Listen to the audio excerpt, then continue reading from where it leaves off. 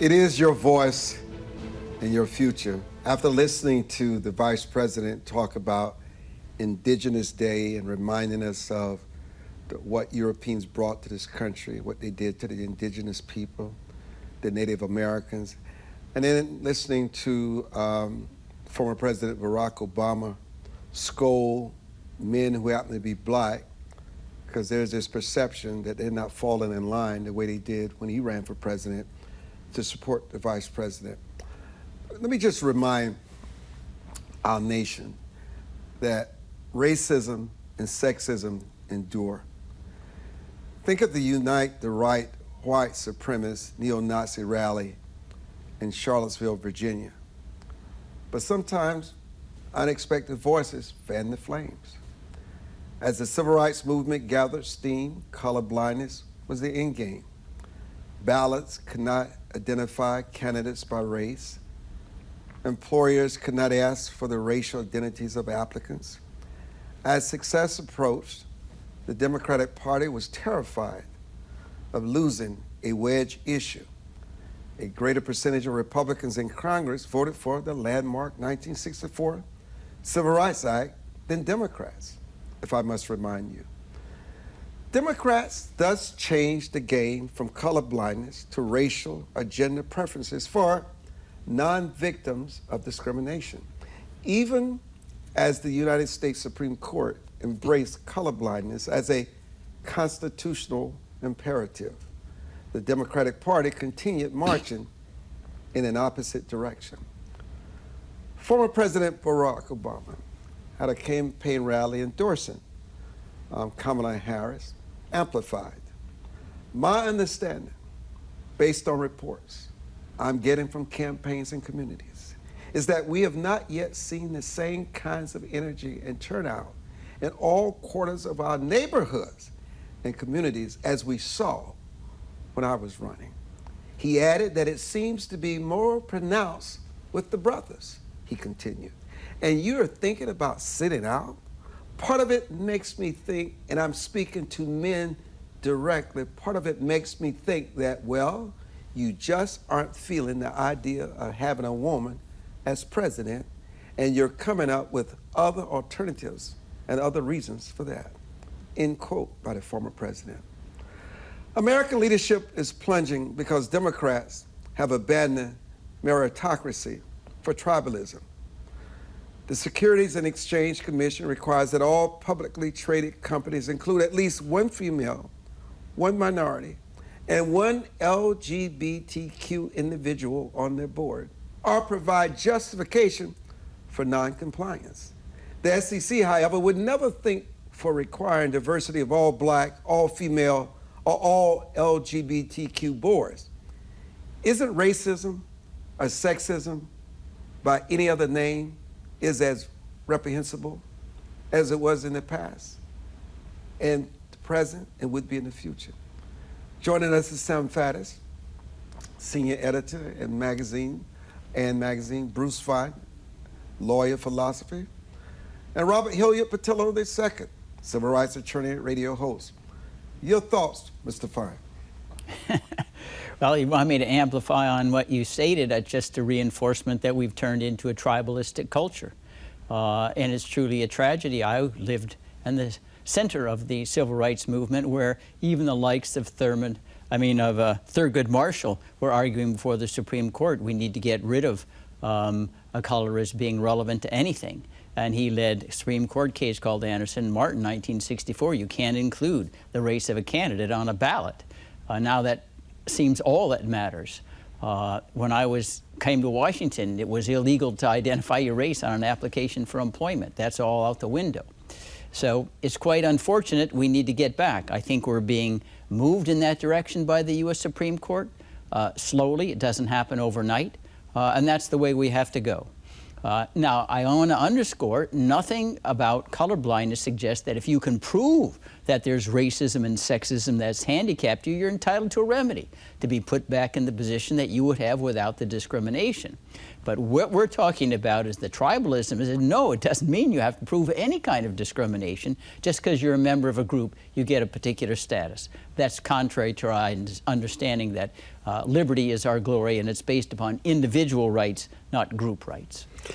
Now, Sam Faddis, how does Israel's current geopolitical situation compare to previous conflicts it has faced? And what unique challenges does it face today? And how does it bode for the future?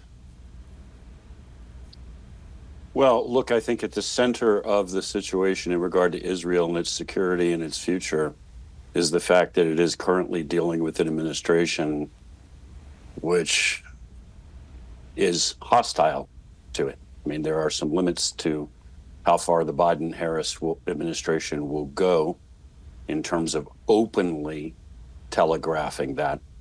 But at every juncture that they can get away with it, they have handicapped the Israelis and helped their enemies. I mean, they have, simply by virtue of not enforcing sanctions on Iranian oil sales, handed the Ayatollahs $100 billion. Well, I mean, these people may be many things, but they are not abject idiots.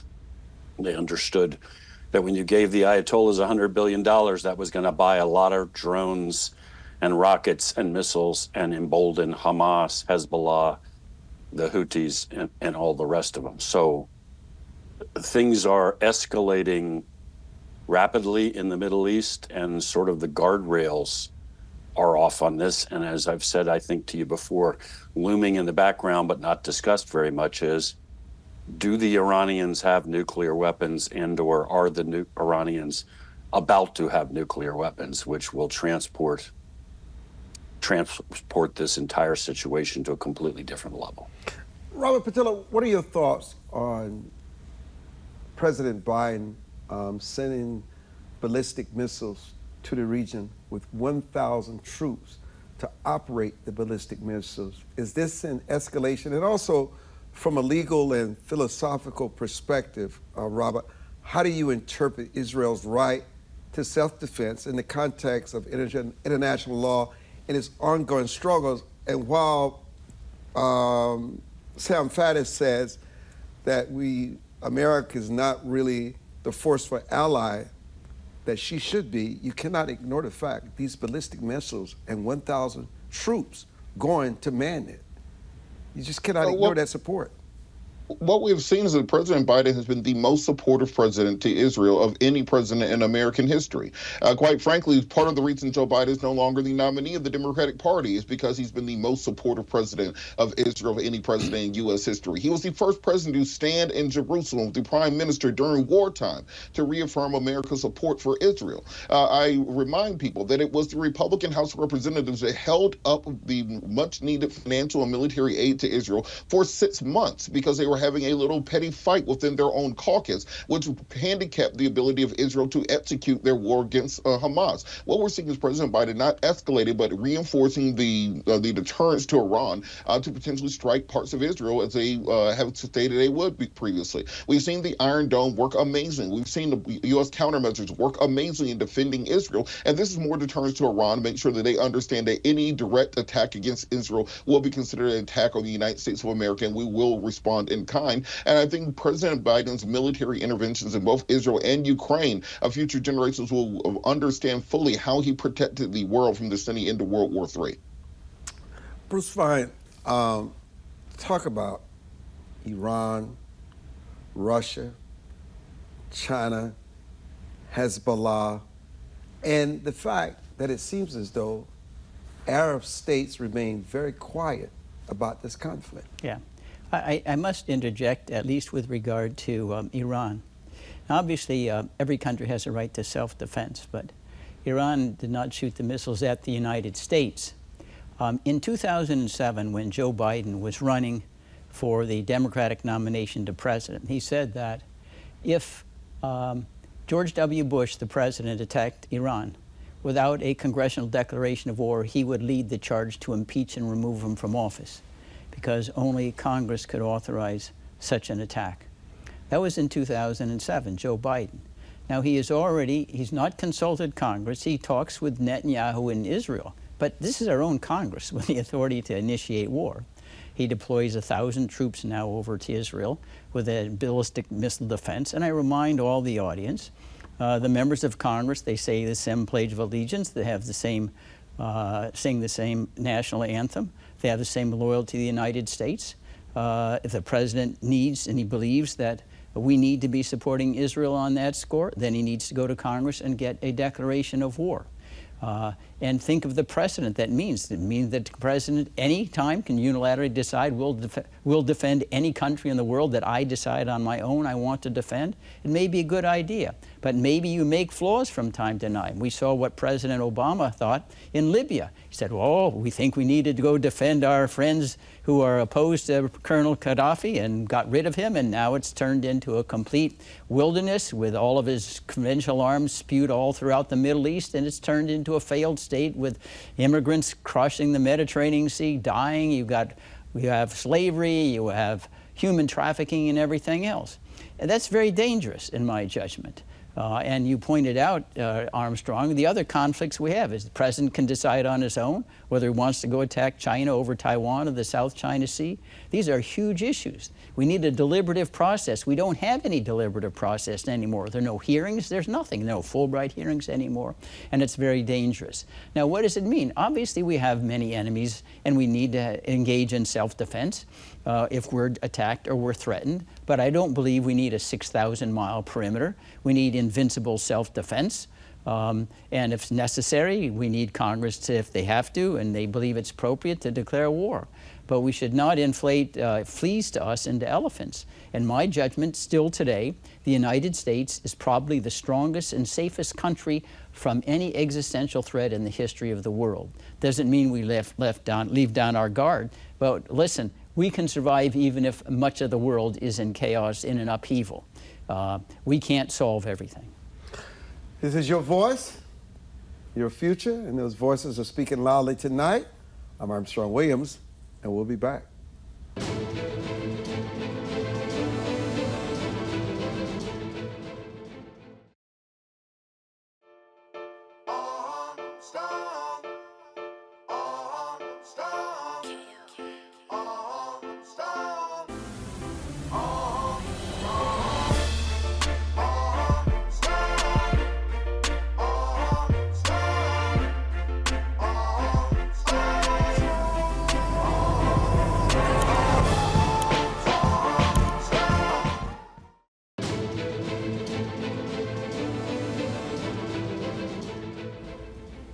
You know, Sam Faddis, I find it interesting, the headlines of the mainstream media now.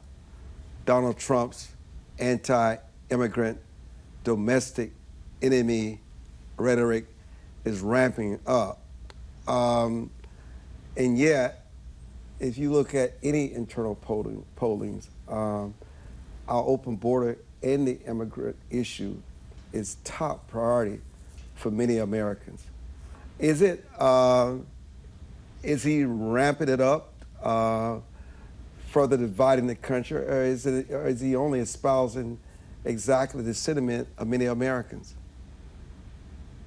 Yeah, well, I mean, we know this drill, right?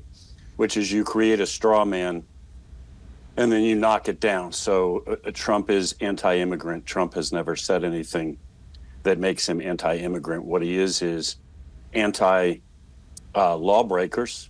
He is against disregarding our laws. He's against erasing our borders. Overwhelmingly, Americans agree with him. And look, I'm in Pennsylvania, and as you know, very active politically here. I'm spending a lot of time in the Hispanic community. I can tell you that the sentiment in the Hispanic community in Pennsylvania is 100% in agreement with him. You're talking about people that are for whom religion is very important. They are family oriented. They work incredibly hard. And you start explaining to them after they've followed the rules and built new lives why you're going to take money out of their pockets to pay for a guy who jumped the line, broke the law, and isn't currently working. They are not enthusiastic. Frankly, they're completely unfiltered in that response to that.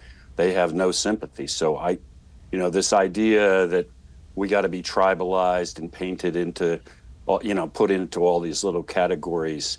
I think the Democratic Party is going to have a really rude awakening. In Pennsylvania, I'm not sure that half of the Hispanics in the state of Pennsylvania are going to vote for Kamala. It will not surprise me to see that the majority of them are completely behind the president on this issue. Robert Hillard, obviously we're following the devastation of Hurricane Milton and Helene. It's something that we in the media don't necessarily like to talk about on the air, about how grizzly bears are finding dead corpse and taking them up trees. Alligators are swallowing bodies. You have all manner of disease and parasite. You have a stench that's just unbearable to so many people. The bacteria is everywhere. And yet you have FEMA with their resources trying to do their job. And then we see these images of the so-called militia that is impeding the progress of them helping the people. Not only what do you make of that, but how much will this hurricane fallout impact the elections in November? What kind of adjustments must be made?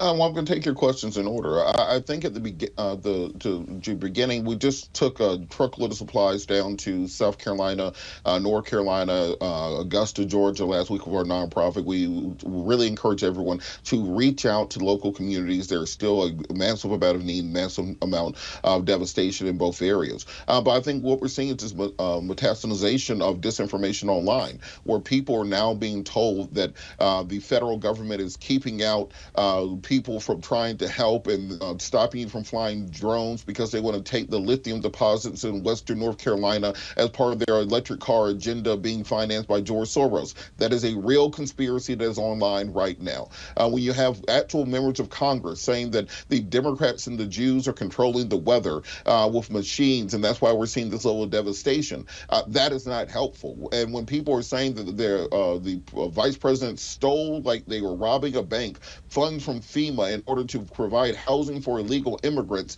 and only providing $750 to flood victims because they sent all the money to Ukraine, that is disinformation and is not helping. And I hope that America can return to a point where at least during a time of tragedy, at least when Americans are dying and are suffering, we can unite as a nation, put down these petty political grievances, and just try to get the job done to help our fellow Americans and to help our fellow Christians. But somehow we've forgotten that in this election cycle, where these tribal groups simply believe that anything is worth a 1-point bounce in the polls, no matter if it means more people will have to die. And I think how this will affect the November election will be based upon the response. We saw in 2005 after Katrina that because of the federal response and the attaboy brownie, that really hurt George W. Bush. Similarly with Hurricane Maria, when President Trump was shooting jump shots with paper towels, that hurt him in certain communities. I think if the Biden administration has a competent response, with by all accounts we've seen thus far, that it will help the odds of showing that a federal government that is focused on actually delivering for the voters as opposed to scoring political points or gaining followers on Twitter, that administration can deliver for the American people.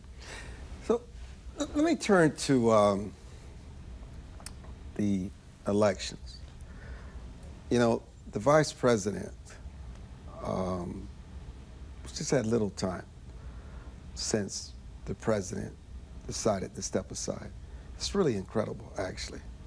The convention, she's been riding high. She decided that she would not do interviews because she probably assumed because she was not Donald Trump that millions of people would just automatically vote for her. Then she goes on 6 Minutes with Bill Whitaker, and obviously that did not go well. And then on The View, she says she would not change anything in terms of the Biden administration, not separating herself from the current administration. All of a sudden, it's a dead heat. And then you read in USA Today, it's as if the mainstream media is trying to recover their credibility just in case Donald Trump, this monster, this insurrectionist, this vile individual somehow becomes president again. But it seems not only has he closed the gap, in our internal polls, we don't deal with emotions here, our internal polls clearly shows that in 6 out of the 7 battleground states, he's clearly winning. My question to you, and even now, the Republicans are winning the Senate. I mean, Tester, Sherrod Brown, I mean, even Stabenow is in trouble. I mean, it's almost shocking. What has changed? I think Kamala Harris, when she got her surge, became too cautious. It's a little bit like Hubert Humphrey with LBJ in 1968. He couldn't distance himself from Lyndon Johnson. And that's hurting Kamala Harris because Biden is not all that popular, I think. He's losing a lot of votes for Democrats because of what he's doing in the Middle East, notwithstanding the criticism that, at least verbally, Sam articulated that he kind of sotto voce says Israel is doing too much, but the weapons, like 70 or 80% of the Israeli weapons come from the United States. They're unconditional, there are no limits. So I think that's hurting him, and Kamala Harris cannot really walk away from that and hasn't. But when you become cautious, I think that creates an image of irresolution, lack of confidence and strength. You're always just trying to evade or soft pedal all the issues. And I think Kamala Harris got to the position who said, okay, now I just don't want to disturb the waters. You know, Trump has said things, J.D. Vance, about the eating the cats and the dogs in Springfield. I just want to be silent, if you will. But I think that's very, very foolish because she is new on the job. You say she's only been campaigning for a short time since Biden stepped aside. So she needs to give a greater sense of being command of the situation. So she walks in as commander-in-chief, if you will, because it's very likely in November balloting, November 5th, that we will be close to being involved in full-scale war of some sort or another in the Middle East. So I think she's playing it too timidly, and that's why she's losing some of the votes. I said, well, do we really want this lady to be the commander-in-chief in time of such tension? You know, Sam Faddis, when you think about where we are as a country, when you think about the borders, you think about crime, you think about the economy, you know, I want to deal with this elephant in the room. Do you think there is a chauvinism in this country, not just with men? There are women that will not vote for a woman. I think women are tougher on women than men are. But let's talk about the fact. How much do you think that plays, given the fact that the former President Obama had to come out and scold a certain segment of our society and said, you're not going to vote for her because she's a woman? And it doesn't seem to help, by the way. Is that the elephant in the room? Because the world, the Americans see themselves as in a crisis, and they prefer someone like a Donald Trump or any man? No, I don't think so. I'm not going to write a blank check and say that there isn't a guy in the United States of America who has an issue with a female president. But I don't think that's the issue. I mean, come on, let's get real. What did Bill Clinton say when he was running against Bush? It's the economy, stupid. I'm not a fan of Bill Clinton's, but he's a sharp political mind. He understands elections turn on what I call kitchen table issues. What did mom and dad talk about at the kitchen table after the kids are in bed and they're trying to balance the checkbook, which, by the way, these days won't balance? It's basic issues. Gas, the price of groceries. Crime is up in the streets. The economy is flatlining. We could go on down this list. And in terms of her hiding, I agree she's been hiding because she has no choice. I mean, she keeps talking about what she's going to do on day one. Day one was 4 years ago almost. She owns this record as much as she tries to pretend like she's new. I mean, I will tell you, you know, and then we can revisit this in a few months. I think when you look at the results on the other side of this, not only is Trump going to win, but he's going to win going away. And you're going to realize that most of these polls you're looking at are nonsense. They're intended to create the idea that this is a tight race. I mean, it is not a tight race because she owns this entire administration. And it is a, you know, it is a wreck. It's a dumpster fire, and she owns it. She tries desperately to pretend otherwise, as if she suddenly materialized on the scene a few minutes ago. Everybody in America understands that's not true. So a certain number of people will vote against Trump because they've bought the notion that he's a monster. Everybody who's actually voting on the issues, they're not voting for her. You know, Robert, I'm actually out of time, but I am going to ask you this question. What does it say about America if Americans return Donald Trump to the White House for another 4 years?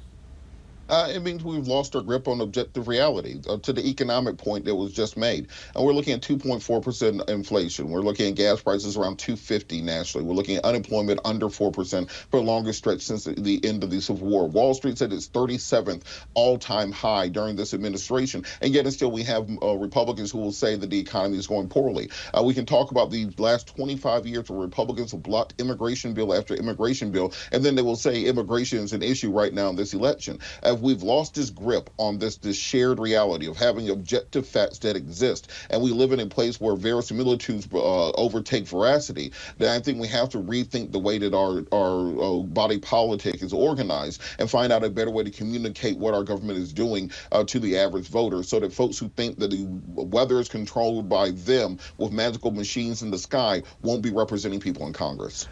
When we come back, Aisha Braveboy, State's Attorney for Prince George's County, and Dominick Izzo, 16-year police veteran, will join us. Bruce Fein, Sam Faddis, Robert Patillo, thank you for joining us for this live edition of Your Voice, Your Future.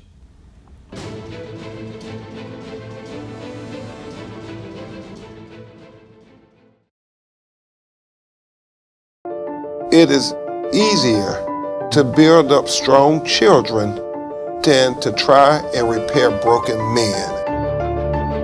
The streets are plagued with crime, violence. There's a lot of poverty, and it's all a result of lack of education that's happening in our schools. So it really is a crisis. We come from very different political perspectives, but we've come to the same conclusion, and that is there is a crisis in the classroom. Children are being deprived of quality of life because they're being deprived of a good education. We must solve this problem. It's incumbent upon all of us to join hands together to get this done. We can't afford to wait one more day before we address these issues, because every day we lose another child. Let's stop the politicking. Let's stop the games.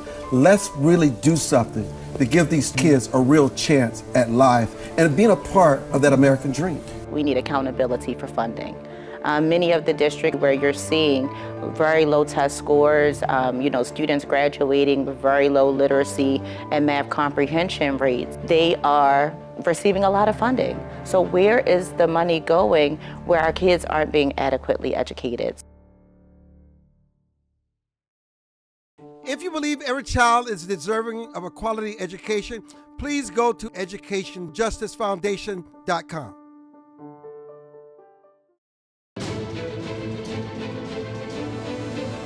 Dead? No.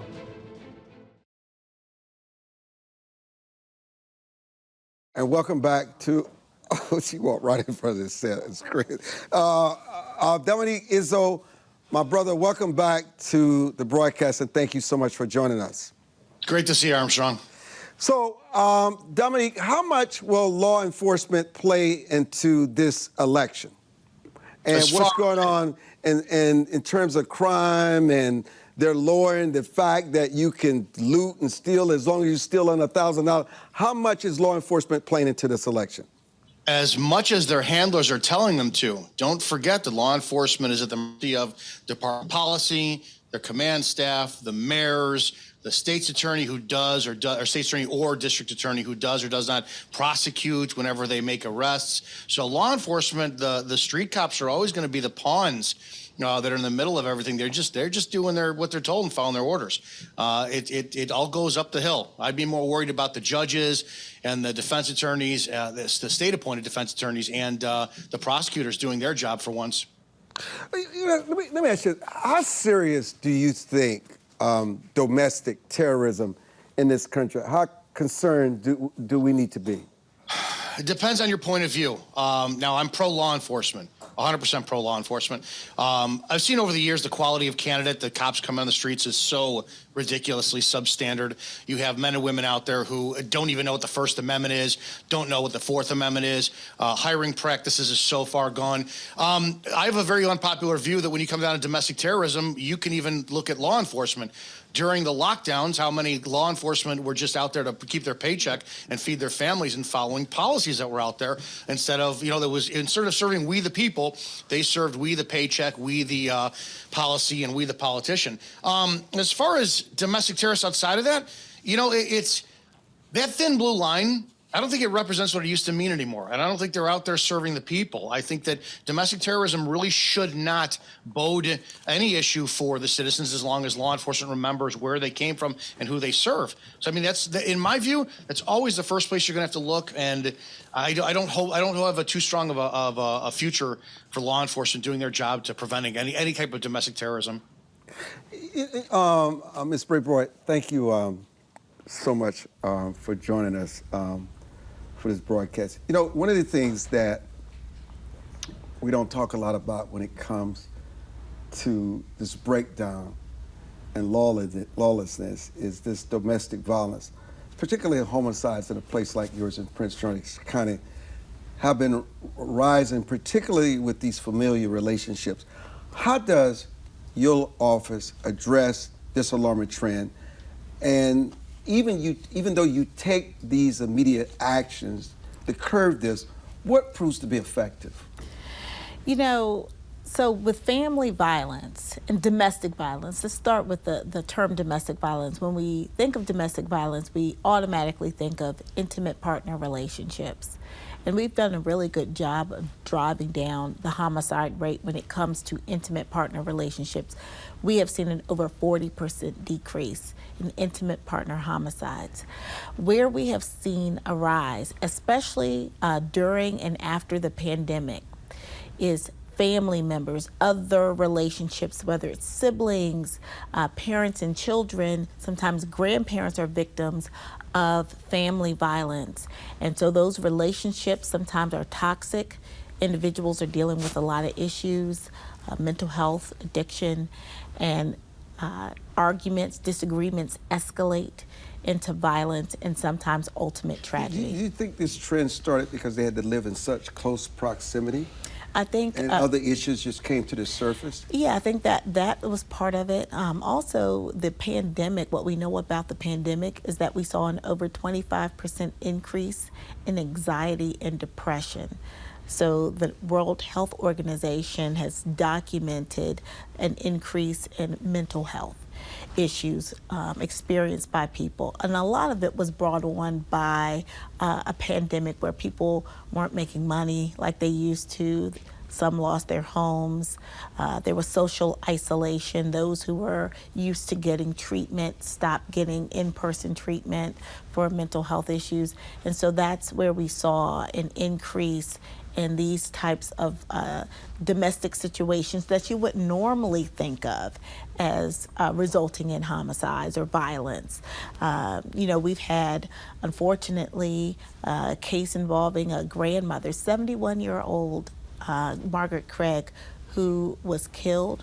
She was dismembered. Her body was burned on a grill. The suspects in that case, her daughter and her granddaughter. So, these are the types of issues that no one can even imagine. We don't look at that. We don't think of that as domestic violence when we say the word, but it is. Because you should be able to be safe in your own home, and there are people out here who are not safe in their homes. Dominick, I'm listening to Ms. Braveboy, and when I was growing up, I mean, these kind of issues were unheard of. What has changed? Is it social media? Has the family structure changed? What has changed that's bringing on? It seems like this conflict is among people and families who have relationships. These are not strangers that do this. There's great familiarity in these households. Dominick, as a law enforcement officer of 16 years, what has changed? I feel horrible for Miss Braveboy's job and the position she's put in now, because she's got to see a lot worse than what was from years ago. You take it, everything she said is 100% accurate. You take the pressure cooker of a pandemic, you take the non-stop stressors of social media telling you what to think and what your opinion is. I mean, all of us can sit there and say that we've lost friendships or loved ones to political disagreements over the last several years, which growing up, you never would have lost, your relationships like. But now it's that, look at just the basic psychology of a comment section.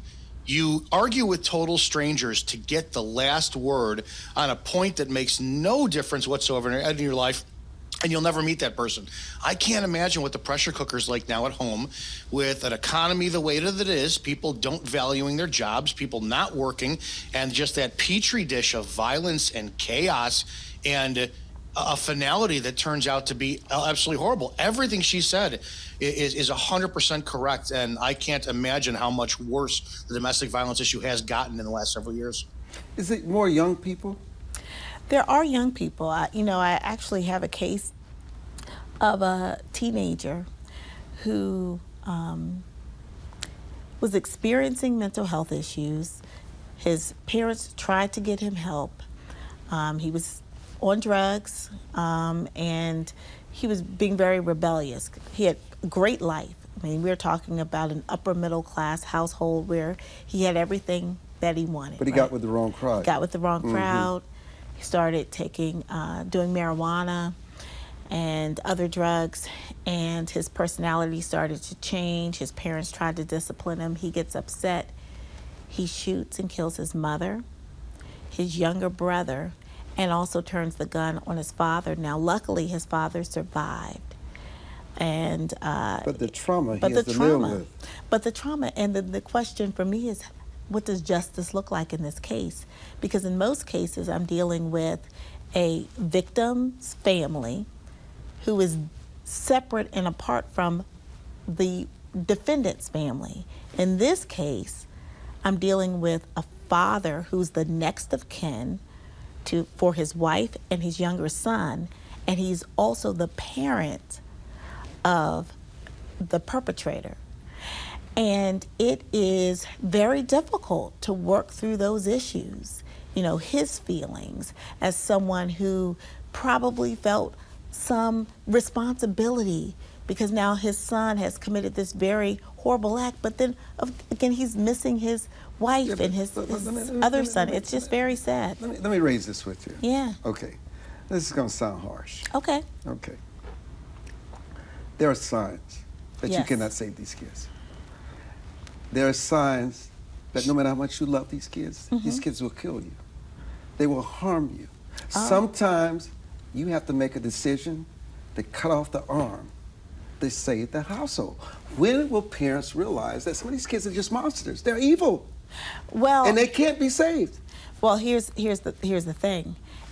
When that child is a minor, the parent How old is was the kid? responsible. A minor, 15. 15? A minor. So we're talking about someone who the parent is responsible for. Here's what we believe the solution is. We believe that there are individuals who cannot safely be in a home. But what we don't have, Armstrong, is we don't have treatment centers, facilities for individuals who are dealing with extreme mental health issues, extreme addiction issues, where they can go not just for 24, 48, or 72 hours, but they can go for an extended period of time to get real treatment from professionals. Because parents love their children. They do. And they're responsible for them by law. But the truth is, we do need to help parents in so many ways, because not every child has the ability to be safe within a home. And you're right. In that home or other homes, there are children who are violent. Maybe they took the wrong type of drug and now their brains are just like out of whack. But who then is responsible for that child? How do we help that child and the family? How do we ensure that everyone is safe and we don't have a tragedy? We as government, our medical system, we have to provide services for families dealing with the real issues of mental health, and we can't pretend like they don't exist, because they do. And you know, Dominique, the sad part is that there are families that live in fear of their children, and they're in prison in their own homes, and they're scared to death. Yeah, we have families that are afraid to do their job and discipline kids too, because what have we seen over the last 20 years? Parents can't be parents. You know, I grew up in the 70s, and it was a very heavy-handed classical conditioning, and we do not support that now, right? Timeouts, taking away their toys.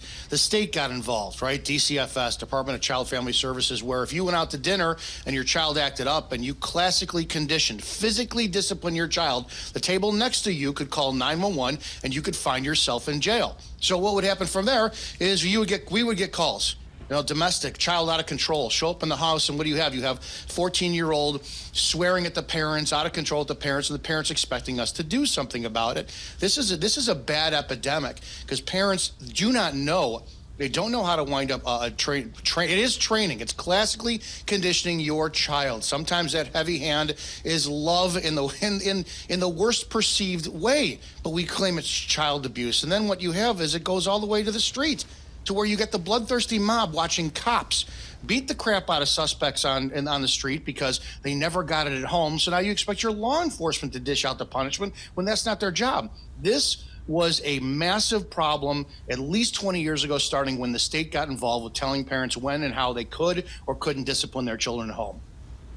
I want to have your comments on that when we return here on Your Voice, Your Future. We'll be back.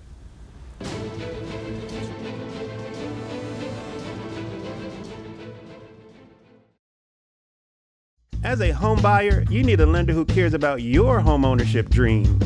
United Security Financial has been helping families secure their dream homes for 30 years. We're a national fair practice lender that provides affordable mortgages and low down payment programs to eligible home buyers. To learn how United Security Financial can help you secure your dream home, call 1-800-373-4186.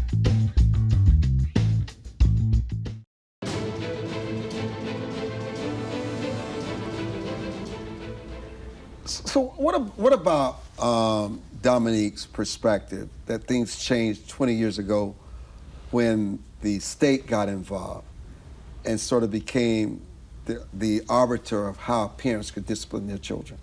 Well, parents can discipline their children, and there's a difference between not with a switch and plow lines and a conveyor belt.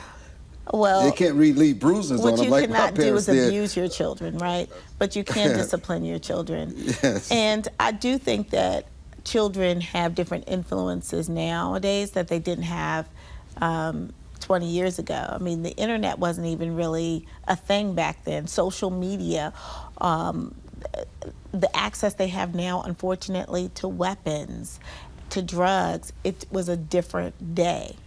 And what I think has changed is that parents, for a variety of reasons, aren't able to be in the home enough with their kids, to listen to their kids, to do activities with their children, to really raise them to be strong, whole individuals. And then when they do notice that their child is maybe moving in the wrong direction, being able to stop it before it reaches a level where, quite frankly, it is very difficult for them to intervene.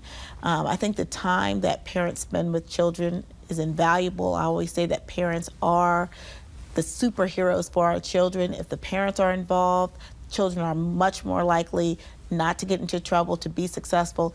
If they cannot be there for their children when they need them, those children will find other things to do, and sometimes they are criminal, and it's a problem. You know, I'm just really curious. You know, I've always wondered what mental illness really is, and whether, you know, some parents, when a child may have schizophrenia, or they're misbehaving, they want to, every solution is give them a drug. And sometimes kids are just being kids. Yes. They're just playing out who they are.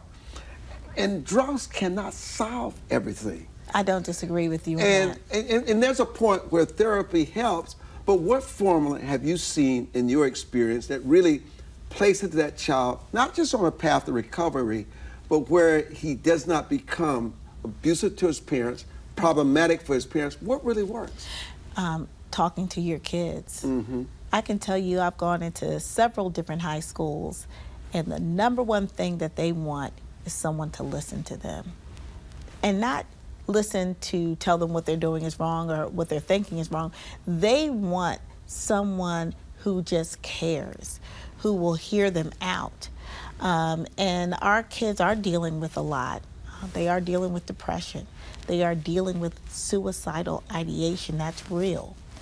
And if you're not there to talk to them, they're going to find someone to talk to. Why are they depressed?